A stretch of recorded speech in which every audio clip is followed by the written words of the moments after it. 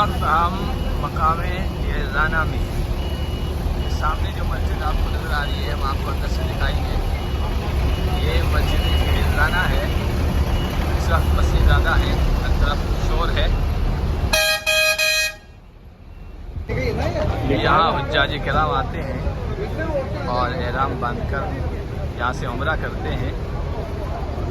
अंदर हम आपको बताएंगे, मस्जिद भी बताएंगे और इस मकाम के बारे में बताएंगे। देखिए आप हुज्जाज, ज़ायरीन और एहराम बांधने वालों की भीड़ है यहाँ।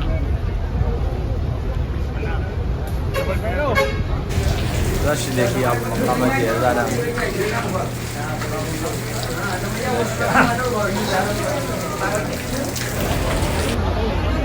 ये है मस्जिद जिरज़ाना।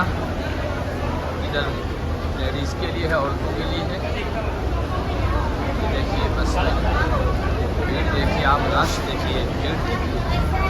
मस्तूरात के लिए है, इधर ये मर्दों के लिए है। बहुत ज़्यादा भीड़ है यहाँ पर। और ये हम आपको मस्जिद दिखाते हैं। ये मस्जिद के अंदर का हिस्सा है, बहुत ही खूबसूरत, ज़ायरीन से भरा हुआ है।